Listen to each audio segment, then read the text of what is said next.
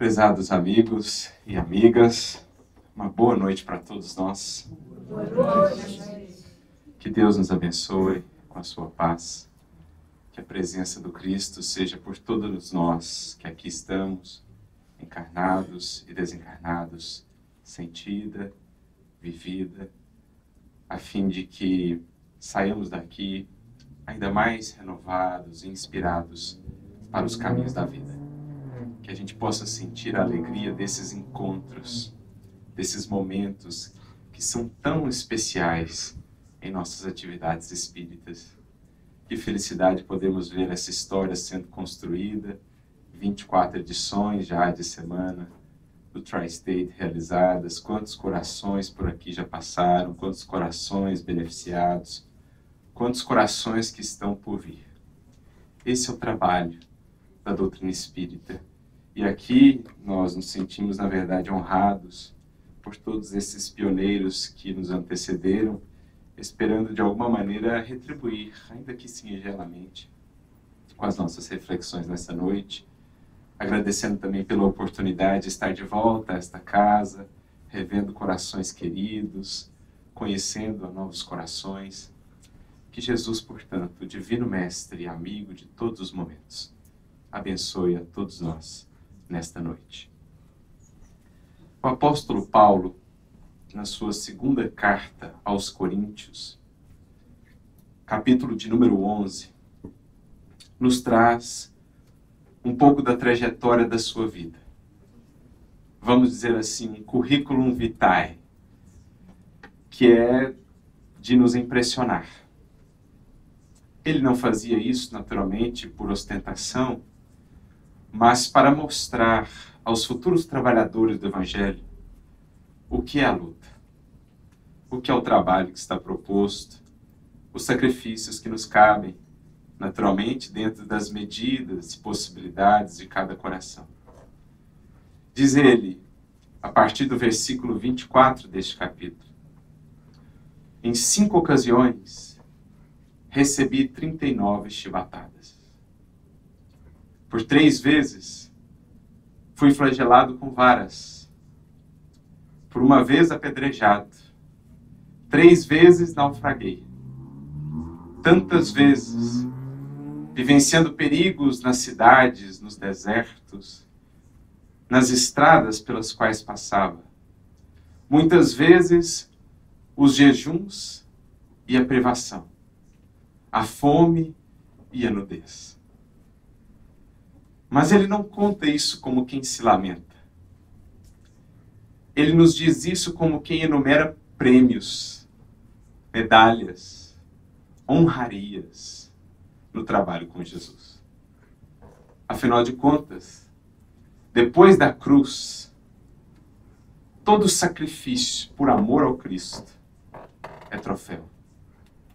É tesouro que o Espírito ajunta em seu coração para os séculos, para o porvir.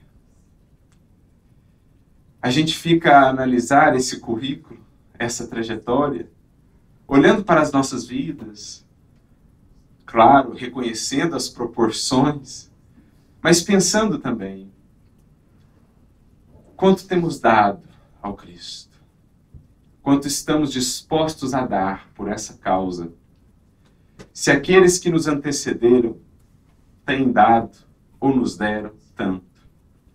Porque aqui falamos de Paulo, mas poderíamos lembrar de Pedro, de Madalena, de João, para mencionarmos aqui alguns dos primeiros, sem falar aqueles que ao longo dos séculos vêm de tempos em tempos, em todos os tempos, na verdade, nos lembrando que o Cristo nos chama.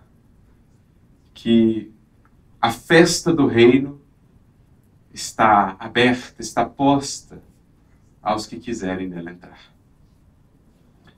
Mas, ao pensarmos também nessa trajetória de Paulo, uma indagação, creio, surge para a grande maioria de nós, se não para todos nós. Como é possível? Como é possível, diante de tudo isso, não desistir? Não desanimar? Como é possível perseverar sempre, manter ou construir uma fé inabalável que nos faça caminhar em direção ao Cristo, faça chuva ou faça sol. Venha a tempestade que for, nos dias de calmaria ou nos dias de tormenta, como seguir, perseverar. Essa é uma indagação que cabe a cada um de nós nos fazermos. E é nessas vidas que nós vamos buscar inspiração. Porque são como que páginas vivas do Evangelho. Se nós estudamos o Evangelho segundo o Espiritismo, se nós estudamos o próprio Evangelho, o Novo Testamento, em nossos grupos de estudo, em nossas leituras diárias ou semanais, nós nos impressionamos com a beleza dos textos que ali estão, que nos encantam, que nos abrem novos horizontes, perspectivas. Mas nos impressionamos ainda mais com aquelas vidas que se converteram nas páginas vivas do Evangelho de Jesus. São elas as páginas mais eloquentes e mais belas a nos falarem da grandeza da mensagem de Jesus. Quando olhamos, portanto, para uma vida como a do apóstolo Paulo, ou para a vida de Pedro, ou para a vida de Francisco de Assis, ou para a vida de Francisco Cândido Xavier, e outros nomes, nós estamos, no fundo, a estudar Evangelho, na sua mais profunda pureza e beleza, porque é Evangelho que foi feito vivo. É a mensagem que saiu do papel, que saiu da teoria e foi nos apresentada numa vida, que se converteu num polo irradiador por onde passavam essas vidas. Um polo irradiador de fé, de esperança, de resiliência, de uma confiança inabalável na misericórdia daquele que nos chamou e daquele que nos conduz. Então é por isso que nós nos voltamos a essas vidas, nos debruçamos a elas, para tentar compreender como elas operavam, como elas funcionavam, de onde extraíam toda aquela força, toda aquela capacidade de resistir, de perseverar, de semear e de seguir, apesar de tudo. E é isso que nós vamos tentar fazer aqui nesta noite, dentro da temática que nos propusemos, buscando também compreender como o Evangelho, portanto, e o Espiritismo, esse Consolador bendito em nossas vidas, contribuem para que a gente possa, se for da nossa vontade, se existir de nossa parte o empenho, como que a gente poderá construir também em nós essa resiliência, essa fortaleza. Claro que não temos a pretensão de, nesta encarnação, chegarmos ao patamar de um apóstolo Paulo. Mas nós podemos, e diremos mais, devemos ser o melhor que estiver ao nosso alcance. Porque Jesus nos tem dado o melhor. Por que não darmos o nosso melhor a Ele também?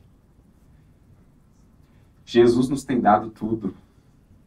Por que não darmos tudo de nós a Ele e a sua mensagem também?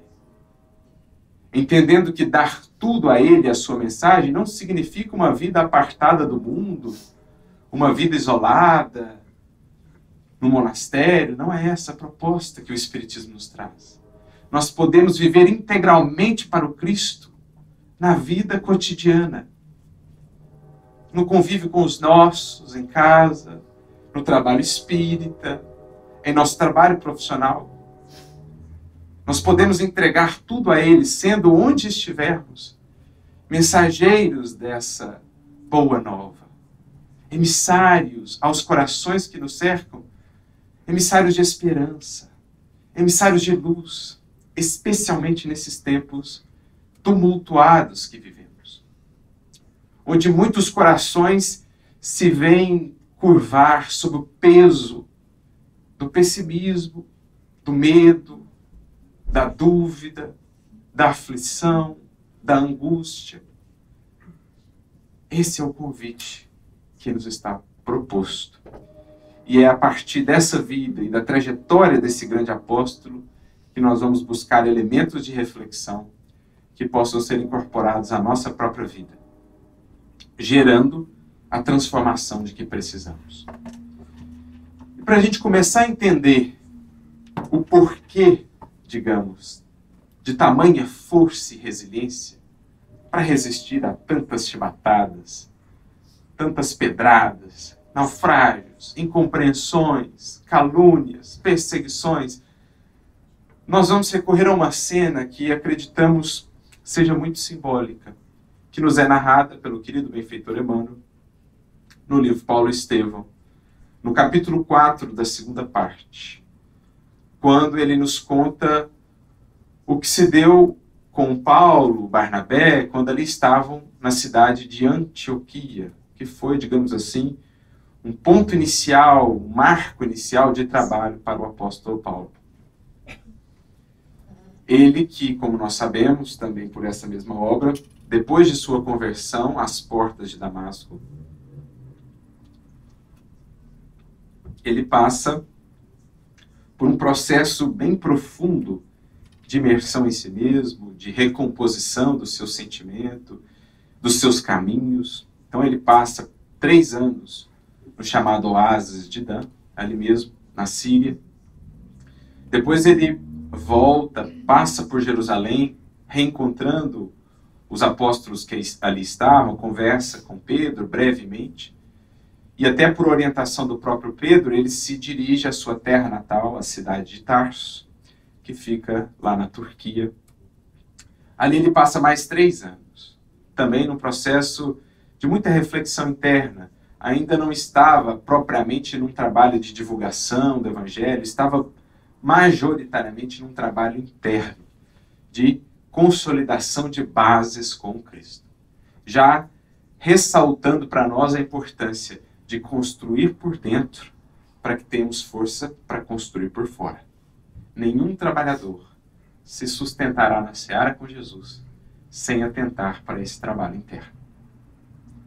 A gente pode mover mundos e fundos fora de nós, mas estaremos sempre muito frágeis se não estivermos dia a dia trabalhando essa relação com Cristo, na renovação de sentimentos que se nos faz tão necessário. Então, depois desses 6 anos de trabalho interno, ele é buscado na sua cidade natal por Barnabé, aquele que viria a ser um grande amigo, companheiro de tarefa. E Barnabé o leva para a cidade de Antioquia, que viria a ser, então, o primeiro marco de trabalho. Ali em Antioquia, ele até tenta voltar a fazer as preleções, porque ele era um prestigioso orador junto ao seu povo, né? Era um jovem prodígio na oratória, na eloquência. No entanto, ele percebe que ainda não estava preparado, mesmo depois de 6 anos, porque ele começa a fazer a primeira preleção lá em Antioquia, começa a ter dificuldade, não conseguia coordenar os raciocínios e tal. E aí Barnabé sutilmente o vai tirando dessa tarefa, percebendo que ainda não era o momento, né? E ele, Saulo, essa época ainda chamava-se Saulo, aceita muito humildemente. E aí volta para sua tenda ali e começa a fazer um trabalho mais de relação mais direta, de conversar, de fazer muitas amizades e tudo mais. Então eles vão desenvolvendo o trabalho ali e em determinado momento eles atendem a uma rogativa de auxílio de Jerusalém. A comunidade lá em Jerusalém passava por muitas dificuldades, perseguições. Pedro até havia sido exilado para Jope, João havia sido expulso, só estava Tiago lá. E quando eles vão auxiliar em Jerusalém, percebem as circunstâncias em que se estava o movimento ali, quando eles estão voltando para Antioquia, Saulo manifesta a sua preocupação e diz para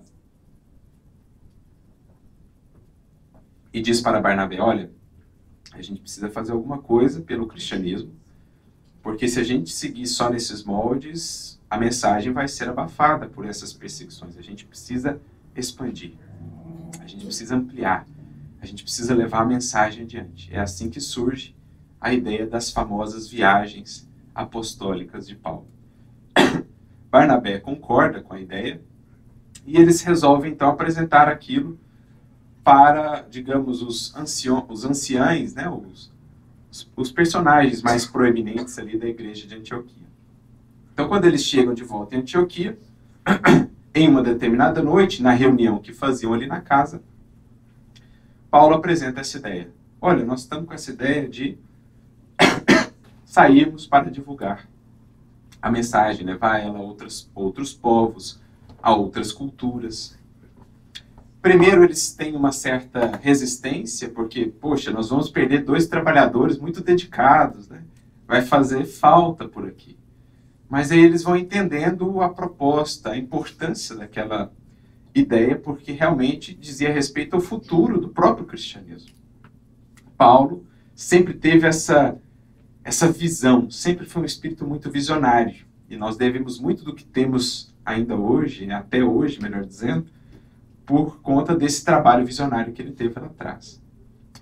E a comunidade de Antioquia, ela era de tal modo unida, existia uma tal vibração de fraternidade, de comunhão, que ela, digamos assim, era palco de fenômenos mediúnicos impressionantes. Nos moldes que nós temos hoje no Espiritismo, naqueles tempos também existiam reuniões mediúnicas, a interação, o intercâmbio com o mundo espiritual. Só que lá em Antioquia nós tínhamos fenômenos ainda mais interessantes, que eram os chamados fenômenos de vozes diretas. Então os espíritos se manifestavam não por meio de um médium, né, no processo de psicofonia, como nós conhecemos. Era uma voz direta, ouvida por todos. Eles recorriam. Esse é um fenômeno, né, descrito por Allan Kardec, em O Livro dos Médiuns, que é um fenômeno de efeito físico, embora o espírito fale, tenha ali uma inteligência na mensagem, ele é um fenômeno de efeito físico pela natureza do fenômeno. Então os espíritos falavam. E nessa reunião, então, os espíritos se manifestaram dizendo, olha, essa é uma ideia que parte daqui mesmo. E nós queremos separar, então, Paulo e Barnabé para levarem adiante essa empreitada. Quando essa voz se manifesta e traz, digamos, essa aprovação da ideia, o apóstolo Paulo começa a chorar convulsivamente. Convulsivamente. Porque ali é como se ele estivesse recebendo o selo. É como se ele tivesse recebendo, enfim, aquela confirmação de que ele era considerado digno para o trabalho. Ele sente dentro de si que havia percorrido uma imensa jornada em todos aqueles anos de reflexão, desde a sua conversão em Damasco. Ele havia percorrido uma imensa jornada por se redescobrir, por se reconstruir e para reconquistar a sua dignidade espiritual. E que ali, então, Jesus o aprovava, o considerava digno do trabalho e do testemunho. Então, aquilo foi para ele muito tocante, profundamente emocionante. E ele manifesta por meio daquelas lágrimas. E o mais interessante é como Emmanuel descreve, ou encerra a descrição desse momento, dizendo assim, o mestre o chamava, e para responder ao apelo, ele iria até os confins do mundo. Então, essa frase do Emmanuel nos chamou a atenção. Porque ela nos diz, ou ela nos fala muito sobre o que movia esse coração.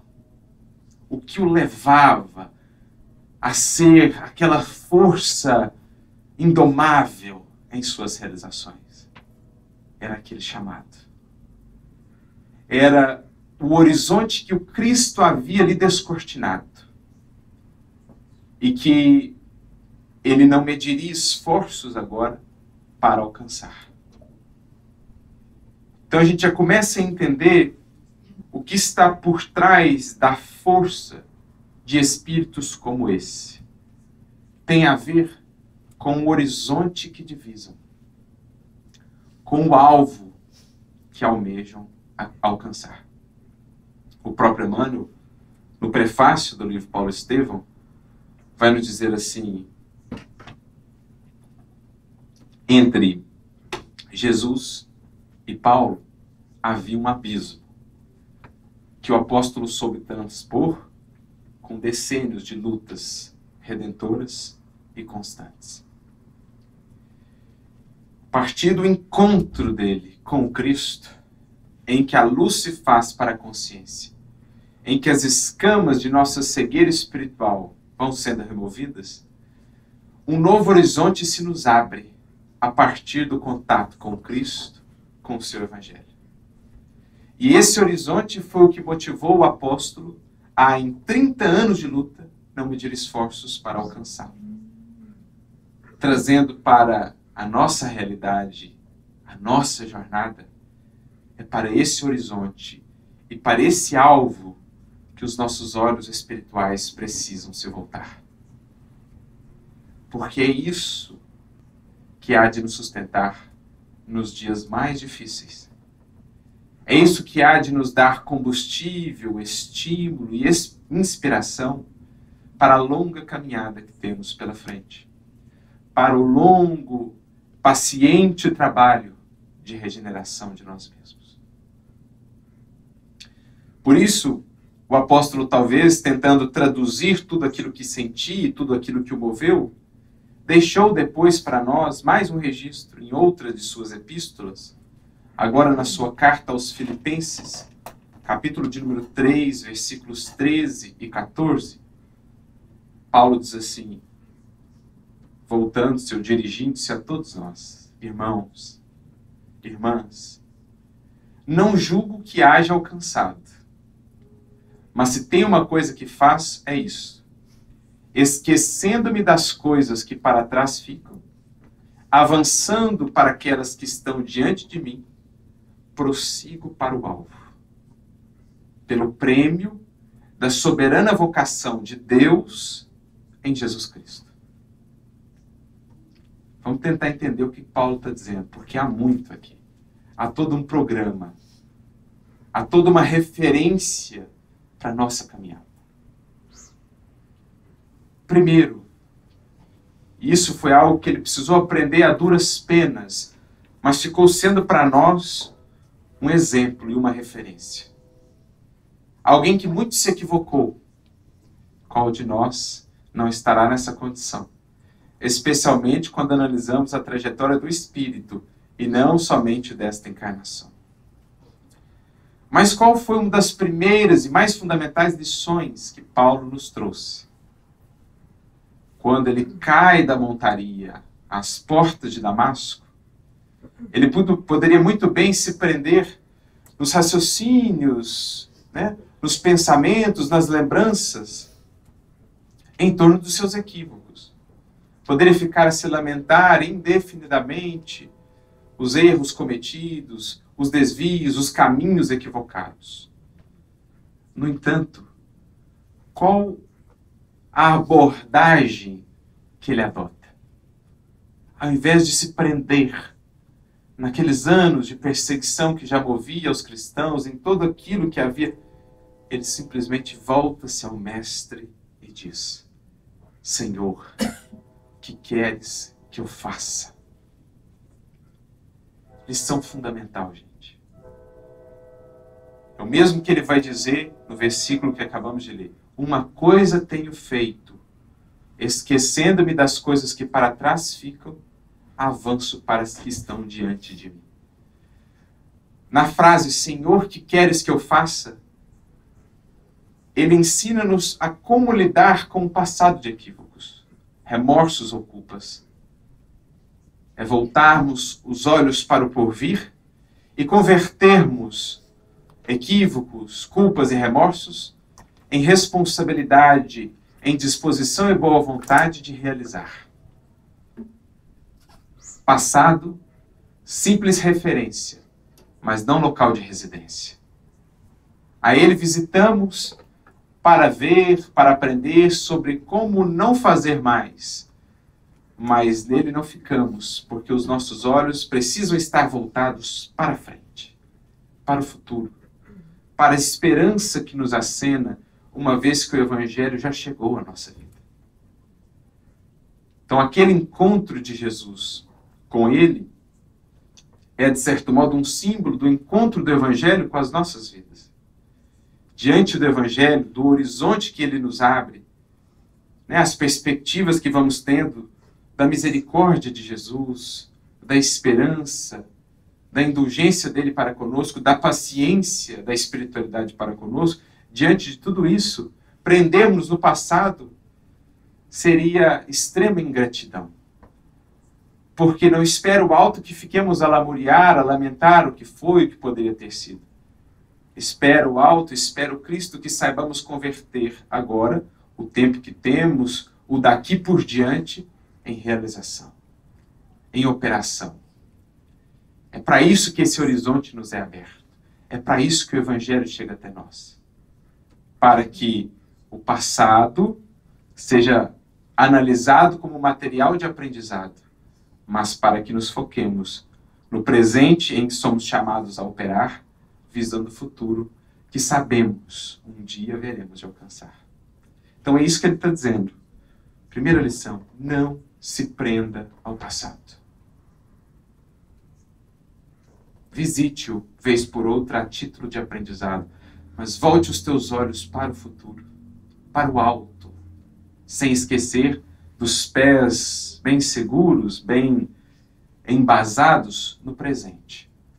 Olhos voltados para o céu, mas pés firmados na terra, em bases seguras, as bases que Jesus vai nos dando no seu Evangelho, que o Espiritismo vai nos auxiliando a compreender. Então essa é a primeira lição fundamental que ele nos traz. Convertamos nossos remorsos, nossas angústias em trabalho, em disposição, em responsabilidade, em consciência. Mas não deixemos que eles nos esmaguem. Não deixemos que eles nos prendam, que eles nos façam desanimar. Jesus, Deus, tem amor, tem misericórdia em abundância, a transbordar, para que nos deixemos assim desanimar e desencantar do caminho que nos espera. Mas ele ainda acrescenta, prossigo para o alvo, pelo prêmio da soberana vocação de Deus em Cristo Jesus. Vocação. O que é vocação? Chamado. Essa é uma definição de Paulo que eu gosto muito. Como ele vê Jesus?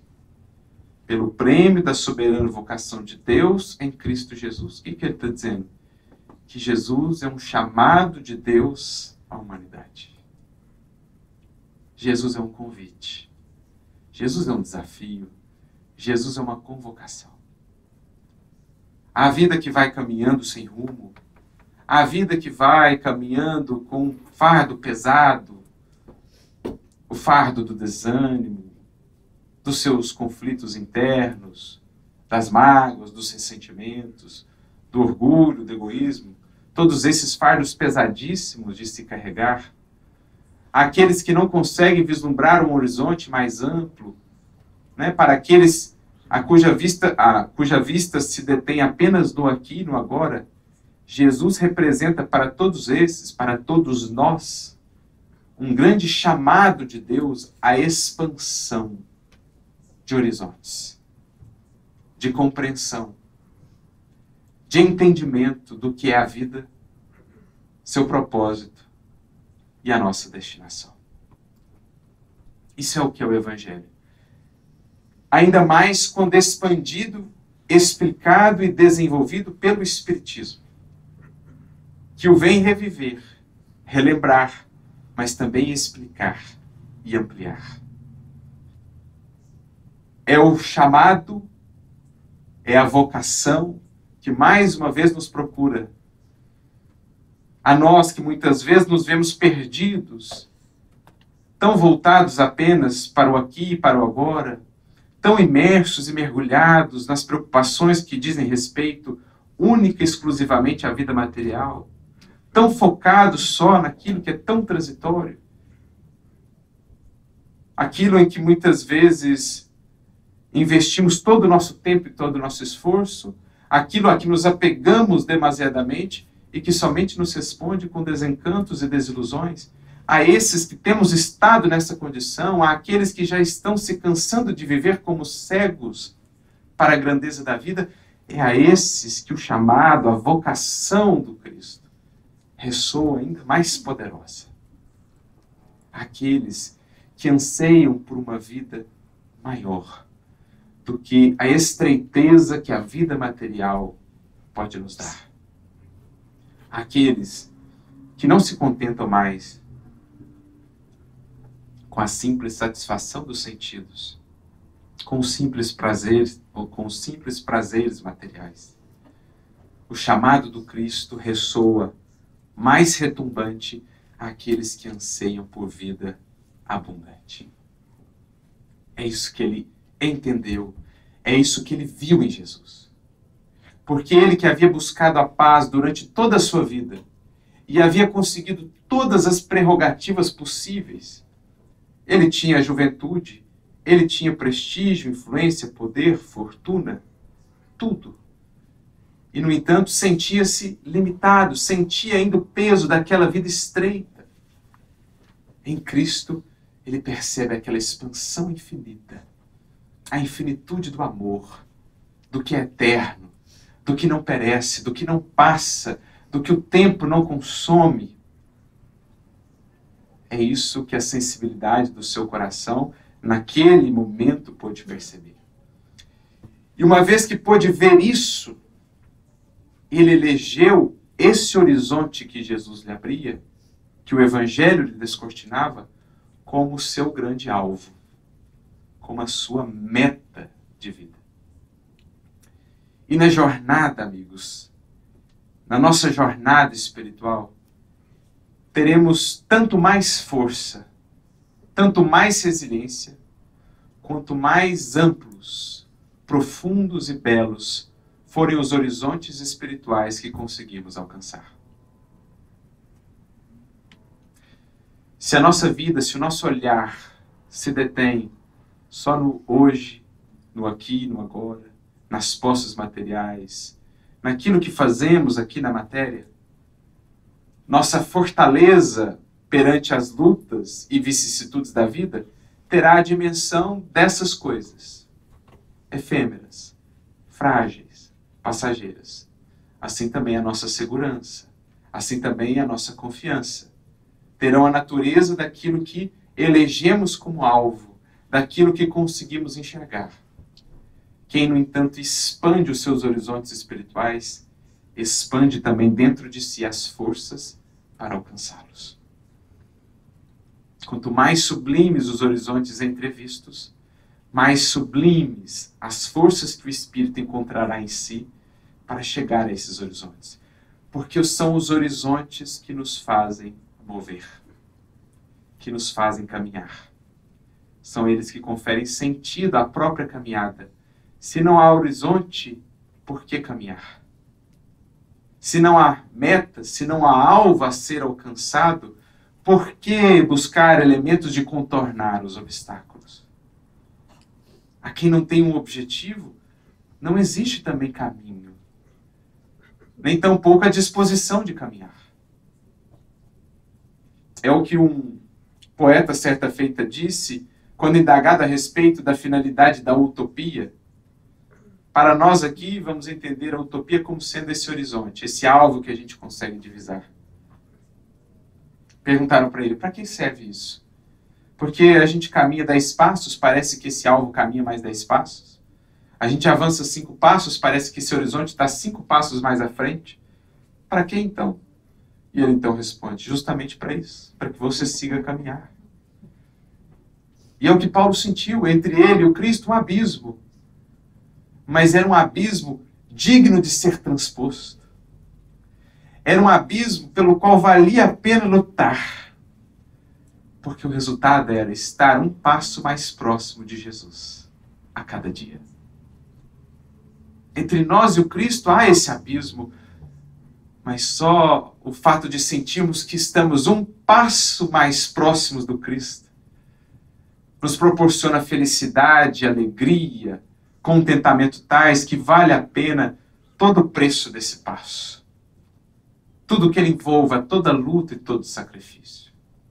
Porque são os horizontes que nos moldam a vida e que nos insuflam forças que alimentam a nossa esperança de um dia poder chegar. Por isso, recordo-me também de um grande pesquisador, de um grande pensador, Viktor Frankl, o fundador da logoterapia, que escreveu uma de suas obras, entre outras obras, aquela que é uma de suas obras magnas, Em Busca de Sentido, em que ele relata a sua experiência nos campos de concentração, embora já um cientista prestigioso no seu tempo, como de origem judaica, foi levado, assim como a família, aos campos de concentração na Segunda Guerra. E nesse livro, que é realmente uma obra-prima, ele vai descrevendo a sua experiência, mas não somente a sua experiência, mas o que ele pôde ali aprender. E uma coisa interessante que ele pôde perceber é que mesmo em circunstâncias tão críticas como aquela, as pessoas que eram as mais fortes, as que tinham mais resiliência para lidar com aquilo, não eram necessariamente as que eram fisicamente mais fortes, ou as que, enfim, tinham quaisquer outros recursos de natureza exterior, não. Ele percebeu que o que dava força às criaturas que lá estavam eram justamente os horizontes que elas tinham. Isto é, quais os propósitos, quais os objetivos elas mantinham acesas no céu de seus ideais. Então, para um, quando sair daqui, quero aprender a tocar violino. Quando sair daqui, quero rever os meus familiares. E eram esses alvos, eram esses objetivos, eram esses horizontes que eles viam além, distante de onde estavam naquele momento, imersos em dor e dificuldade, eram aqueles horizontes que lhes davam força para suportar tudo aquilo que viviam. Por isso o seu livro, Em Busca de Sentido, em busca de alvo. Por isso a importância da frase de Paulo, prossigo para o alvo. A alma que encontrou e estabeleceu para si esses alvos sublimes da vida, é a alma que encontrou em si a força de os alcançar. E por isso Viktor Frankl, no seu livro, parafraseando Nietzsche, diz-nos: quem tem um porquê suporta quase qualquer como. Quem tem porquês tem a força para superar os comos. Por que você está vivendo? Por que você está lutando? Por que você está aí diante dessa dificuldade toda, resistindo? Porque eu tenho os meus porquês. Porque eu vejo lá adiante onde quero chegar. Então é isso que está apresentado aqui para nós. A força de Paulo nascia dessa resolução que ele estabeleceu no seu coração. A clareza do propósito, do horizonte, onde ele queria chegar. Queria chegar cada vez mais perto do Cristo e daquela vida que Jesus apresentava. Tinha fome, tinha sede daquilo. Aquilo o movia. Aquilo estabeleceu nele aquela vontade férrea, firme, sólida. Aquela resolução de, apesar de quaisquer obstáculos, prosseguir para o alvo. Porque quando perdemos do foco, do campo de nossa visão, esses alvos, é aí que muitas vezes nos desviamos dos propósitos que nos trouxeram de volta à encarnação. É aí muitas vezes que oscilamos, que fraquejamos, que nos desanimamos. Mas quando sabemos manter isso bem claro para nós, o que buscamos, o que nos move, eis então que os problemas chegam e passam, porque nós servimos e seguimos. Chegam e passam, mas o Espírito prossegue em direção ao seu alvo. Recordo-me de uma passagem no Evangelho que é muito simbólica e representativa nesse sentido. Há um momento em que, dizem-nos os evangelistas, os discípulos estavam num barco no mar da Galileia. Era noite, uma noite, digamos assim, tempestuosa, mar agitado, quando de repente eles veem uma silhueta vindo na direção do barco. No primeiro momento até se assustam, pensando: o que é isso? É um fantasma que vem ali. E então identificam a figura de Jesus, que caminhava por sobre as águas. Quando vem ele se aproximando, Pedro se dirige ao mestre e então lhe diz: Senhor, ajuda-me, faça-me com que eu possa ir até você, caminhando também por sobre as águas. Então Jesus lhe estende a mão, abre os braços, dizendo, então vem até mim, Pedro. E Pedro, corajoso, coloca o primeiro pé para fora do barco, pisa ali na água, sente uma base sólida, sente que daria para caminhar, e dá o primeiro passo. Dá o segundo passo, olhando para Jesus. Mas de repente o vento sopra mais forte, as ondas se fazem mais altas, e Pedro deixa de olhar para Jesus e passa a olhar para as ondas. E quando Pedro passa a olhar para as ondas, perdendo o foco de Jesus, eis que ele começa a afundar. Percebe a lição? O mar, o simbolismo do mar nas escrituras do Evangelho, fala-nos da vida material, com as suas oscilações. A vida na matéria é isso. Dias de calmaria e água límpida, um espelho. Dias de ondas tumultuosas, ventanias, tempestades. E viver no mundo é saber como trafegar, como navegar por essas águas, seja na calmaria, seja na tempestade. Jesus caminhando por sobre as águas representa um espírito que já domina completamente a matéria. Não é o que aprendemos na escala espírita, o livro dos espíritos? Um espírito puro não sofre mais qualquer influência da matéria. Ele já caminha por sobre as águas ali representam a matéria. Nós, espíritos ainda materializados, estamos aprendendo a nos sobrepor à matéria. No sentido de sabermos lidar com as intempéries, as provas e as vicissitudes, sem deixar que elas nos afoguem, sem que venhamos a submergir ante os nossos problemas. Mas o Evangelho nos traz a pista de como fazê-los. Enquanto os nossos olhos, enquanto o nosso coração, enquanto o nosso sentimento estiverem voltados para o Cristo, sem perder esse referencial, nós teremos meios de caminhar por sobre as águas. De nos sobrepormos às lutas que chegarem, aos desafios que vierem. Conscientes de que se chegam é porque atendem a necessidades nossas de evolução e de aprendizado. Compreendendo que se chegam é porque o Senhor nos considera aptos a lidar com elas. Não nos daria Jesus, não nos daria o Criador experiências acima de nossas possibilidades. Se temos submergido, portanto, é porque temos perdido de vista o alvo, o foco. Porque a nossa relação com Jesus, e principalmente com o seu Evangelho, com a sua mensagem, nos valores que ele nos traz, essa relação ainda não está muito bem estabelecida. E aí, perdendo ele de foco, vamos submergindo. Vamos deixando levar por essas ondas. Então esse é o segredo, digamos assim. Esse é o elemento chave por detrás da força de Paulo, de Pedro, dos mártires, dos grandes servidores e servidoras de Jesus em todos os tempos.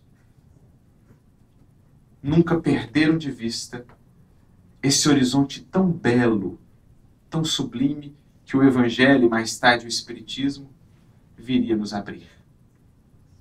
Que são as lutas de alguns anos, ante a eternidade que nos espera, ante a alegria dos reencontros do mundo espiritual, ante a liberdade que o Espírito que vence a si mesmo há de sentir no retorno à vida verdadeira e à pátria maior.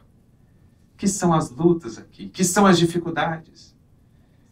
Era a partir desse horizonte que os mártires adentravam a cantar nos circos de outrora, porque sentiam, sabiam, nós prosseguimos para o alvo, que não está neste mundo, está além. Que não está na terra, está nas estrelas, no mundo espiritual. Outrora, nos circos romanos, os gladiadores que iam degladiar-se até a morte, antes de suas lutas, voltavam-se a César e diziam em latim: Ave Caesar, morituri te salutant. Ave César, os que vão morrer te saúdam.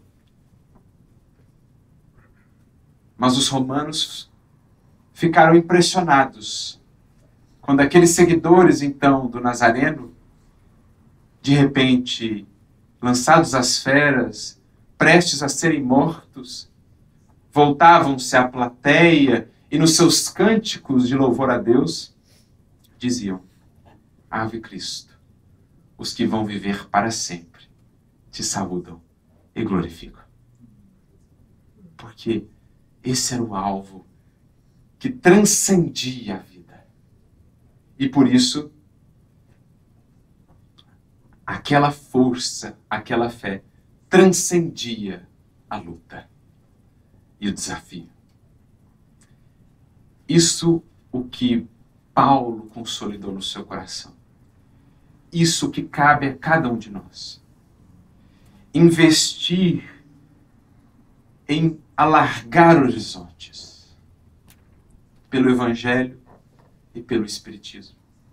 Cada página do Consolador que lemos é mais uma janela que abrimos para a nossa alma, permitindo que o sol da imortalidade nos alcance, nos fecunde, nos estimule.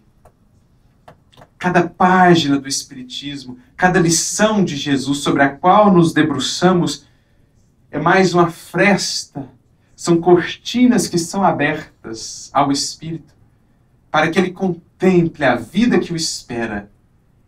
E então, encantado, estimulado, inundado pela esperança que daí decorre, tenha forças para tudo vencer.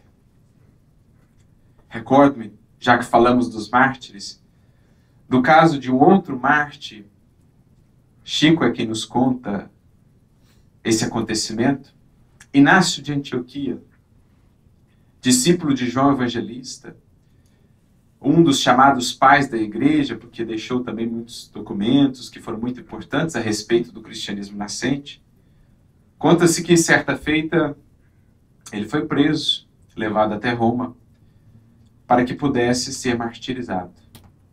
Ele ia ser lançado aos leões.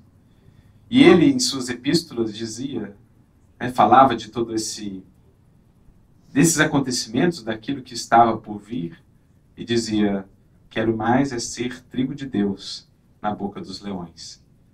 Mas conta-se que quando ele chegava à cidade de Roma, ladeado pelos guardas que o levavam, ele sorriu ao ver a famosa cidade das 7 colinas, suas construções magníficas, seus templos, seus mármores. Conta-se então que ele sorri. E o guarda, sem entender, volta-se a ele e diz: mas por que sorris? Não sabes que está prestes a morrer? E ele então diz: sorrio porque, se Deus permite tamanha beleza aos que não o conhecem e não o servem, imagino que está reservado àqueles que o amam e àqueles que o servem. Se a esses que lançam irmãos às feras permite o Senhor da vida tamanhas belezas, imagino que não nos espera nos altiplanos da vida. Então ele sorri, porque o seu olhar espiritual já entrevia esse alvo, esse horizonte sublime. É o que nós precisamos, alargando horizontes da mente e do sentimento, para que passemos a ansiar por isso, para que essa perspectiva nos fortaleça nas lutas de cada dia.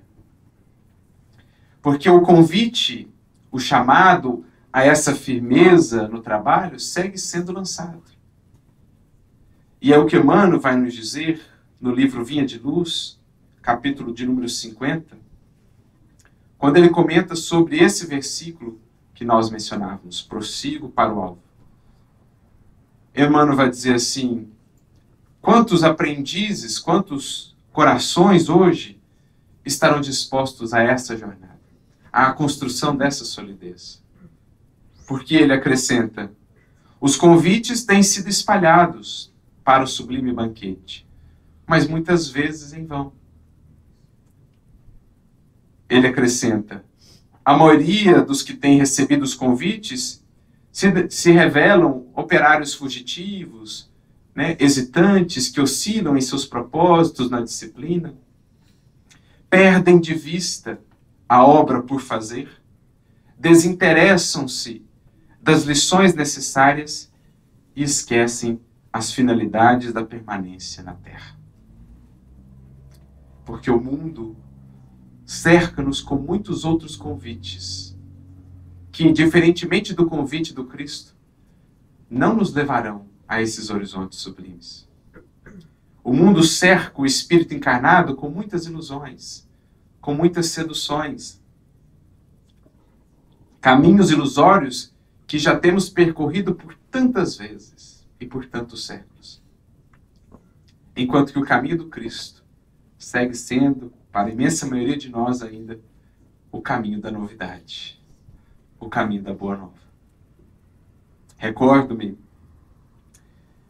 da mitologia grega a figura de Ulisses, Odisseu, na sua famosa jornada, quando em determinado momento haveriam de passar pelo mar das sereias. E sabendo a sedução que as sereias imprimiam sobre os marujos, levando-os a se afundarem no mar, lembramos aqui da simbologia, mar, matéria, o canto das sereias, aquilo que nos faz afundar, mergulhar na matéria e nas suas ilusões. Ele pede então que os seus marujos tapassem o ouvido, para que passassem incólumes por aquela região. Mas ele, Ulisses, queria ser submetido ao teste.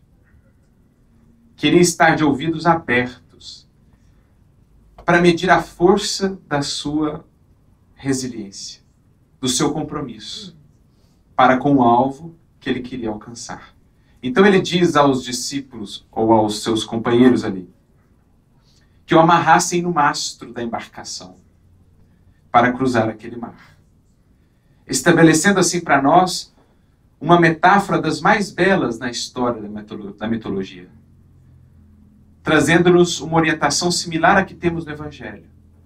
Qual o segredo, qual a maneira de passarmos, de fazermos a nossa travessia, sem que as sereias, os encantos, os desvios do mundo nos colhem e nos façam submergir? Como Pedro, olhando firmemente para o Cristo, conseguiu caminhar por sobre as águas, nós, atados ao mastro da embarcação, conseguiremos passar por essas águas sem nos deixarmos levar pelo canto das sereias. E o que é estar atado, preso ao mastro da embarcação? Senão o símbolo do compromisso para com o trabalho,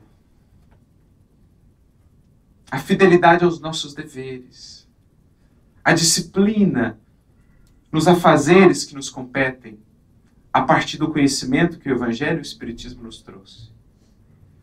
Só os corações que se mantêm vinculados, conectados ao trabalho, à operação com Jesus, com a consciência, é que se fazem, digamos, imunes às tentações e aos desvios.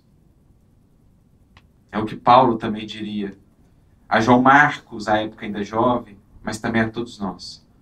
O serviço no bem é a muralha defensiva de cada um de nós.